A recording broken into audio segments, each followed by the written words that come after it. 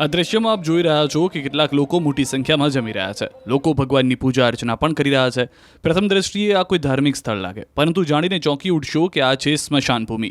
સામાન્ય રીતે સ્મશાન શબ્દ સાંભળતા જ રૂવાડા ઊભા થઈ જતા હોય છે, પરંતુ બનાસકાંઠા અને ડીસામાં આવેલા આ મુક્તિધામમાં લોકો જમી રહ્યા છે, પૂજા અર્ચના પણ કરી રહ્યા છે. ડીસામાં બનાસ નદી નજીક 14 વીઘા જેટલી જમીનમાં 7 કરોડના ખર્ચે આ મુક્તિધામ આકાર પામ્યું છે. આ મુક્તિધામ એ ફક્ત મુક્તિધામ જ નહીં, પરંતુ ડીસા સહિત આસપાસના વિસ્તારોના લોકો માટે પિકનિક પોઈન્ટ છે કે પ્રી વેડિંગ શૂટિંગ પોઈન્ટ સાબિત થઈ રહ્યું છે.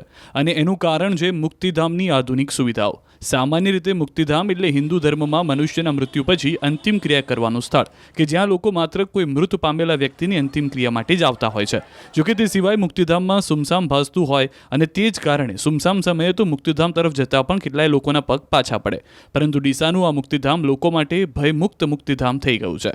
સંચાલકો દ્વારા મુક્તિધામની એન્ટ્રીએ જ કોઈ રિસોર્ટ કે પાર્ટી પ્લોટની એન્ટ્રી હોય તેવી તૈયારી કરવામાં આવી છે. મુક્તિધામમાં 1 કરોડના ખર્ચે મુક્તિધામ મહાદેવનું મંદિર પણ બનાવવામાં આવ્યું છે. અહીં મહાદેવના મંદિરની 3 દિવસ પ્રાણ પ્રતિષ્ઠા યોજાઈ હતી, જેમાં 10,000થી વધુ લોકો જોડાયા હતા. સ્મશાનમાં આસ્થા, શક્તિ અને ભક્તિ સાથે જમણવાર પણ યોજાયો હતો અને લોકો કોઈ પણ ડર વગર જમ્યા પણ હતા. એમ તો બધા પ્રી વેડિંગ માટે અને બર્થડે પાર્ટી માટે પાર્ટી પ્લોટ અને એ બધી જગ્યાએ જતા હોય છે, ગાર્ડન્સમાં જતા હોય છે. બટ ડીસામાં અમારે એક મુક્તિધામ એવું બનાવવામાં આવ્યું છે કે જ્યાં બધા સેલિબ્રેશન માટે પણ આવે છે. લોકોનો જે ડર હતો એ પણ દૂર થયો છે અને બધા સારી રીતે એન્જોય પણ કરે છે. તો લોજિકલી જોવા જઈએ તો બધા સિટીમાં આવા એક જગ્યાએ પ્લેસીસ આ લોકોએ બનાવવા જોઈએ, એ ઘણી સારી વાત છે. ખરેખર બહુ જ ઇન્સ્પિરેશન લેવા જેવી વસ્તુ છે કે ડીસામાં બી આવા પ્રસંગો ઉજવાય છે અને આવી જગ્યાઓનો વિકાસ બી આટલો સરસ રીતે એ લોકો કરી શકે છે. સમગ્ર ટીમ, પૂર્વ ધારાસભ્ય આપણા શશિકાંતભાઈ પંડ્યા અને એમના જોડે જે સહયોગી કાર્યકર્તાઓ હોય છે એ બધાનો ખૂબ ખૂબ આભાર કે અમને આ લાભનો મતલબ આનો મોકો આપ્યો છે. આપણે જ્યાં ઊભા છીએ પાછળ મુક્તેશ્વર મહાદેવનું મંદિરનું આયોજન નિર્માણ થયું અહીંયા. એની સાથે બિલકુલ બાજુમાં જમણી બાજુમાં એક સિનિયર સિટીઝન હોલ બનાવ્યો છે. મહેશભાઈ ભણસાલી ટ્રસ્ટ દ્વારા અહીંયા 3 ઈ રિક્ષાઓ આપવામાં આવી છે. જે ઈ રિક્ષાઓ ડીસા ગામમાં રહેતા કોઈ પણ ખૂણે રહેતા એવા સિનિયર સિટીઝન છે કે જેમને ઘરથી બહાર નીકળીને ક્યાં જવું, ક્યાં ઉઠવું બેસવું એનો તકલીફ હોય તો એ લોકો અહીંયા નોંધણી કરાવી રિક્ષા એમને ઘરે લેવા જાય, અહીંયા લાવે અને પાછી ઘરે મૂકવા જાય. આ ફ્રી ઓફ ચાર્જ સર્વિસ આપવામાં આવશે.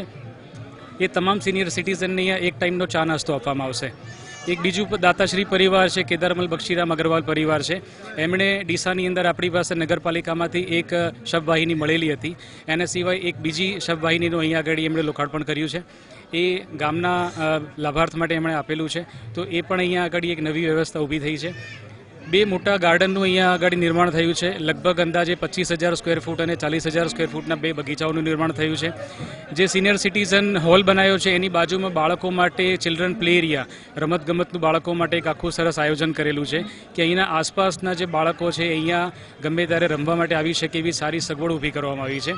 ડીસાનું જે મુક્તિધામ છે એ મુક્તિધામ અને આ મુક્તિધામ તીર્થ 2 અલગ અલગ આખા પ્રોપર્ટીઓ છે, પણ બંને એક જ પરિસરની અંદર આવેલા છે. પણ એનું આયોજન એટલું સરસ કરવામાં આવ્યું છે કે મુક્તિધામ તીર્થમાં આવનાર વ્યક્તિ એ મુક્તિધામથી બિલકુલ આખો અલગ અહીંયા માહોલ મહેસૂસ કરી શકે અને ખૂબ આનંદ લઈ શકે. આ જગ્યા એક તીર્થ થઈ ગયું છે. મુક્તેશ્વર મહાદેવ અને મુક્તેશ્વર તીર્થ કહેવા છે. અહીંયા આગળ સારા પ્રસંગો પણ થાય છે, જન્મતિથિ ઉજવાય છે, ભાગવતની કથા થઈ છે અને ખૂબ કહેવાય ને તીર્થ અને પવિત્ર જગ્યા થઈ ગઈ છે. કહેવાય શમશાન પણ અત્યારે તીર્થ છે. જે ડેવલપમેન્ટ કરવામાં આવ્યું છે છેલ્લા 4-5 વર્ષમાં અને જે લોકોની અથાગ મહેનત લાગી છે, દરેક અભિનંદનીય, વંદનીય છે અને આ દરેક ગામે ગામે આ લેવાવા જોઈએ પગલાં સ્મશાનને ડેવલપ કરવાના, એવું મને લાગે છે. ડીસામાં મુક્તિધામ લોકોને એક સિનિયર સિટીઝન અને બાળકો માટે પણ આ લોકોએ જે ક્રીડાંગણ ઊભું કર્યું છે, સિનિયર સિટીઝન હોલ ઊભો કર્યો છે, સિનિયર સિટીઝનને લાવવા મૂકવાની જે સગવડ કરી છે તે ખરેખર અભિનંદનીય છે અને ડીસાને એક ખૂબ જ સારી જગ્યાનું ડેવલપ કરીને એક પ્રાપ્ત થઈ છે નગરજનો માટે.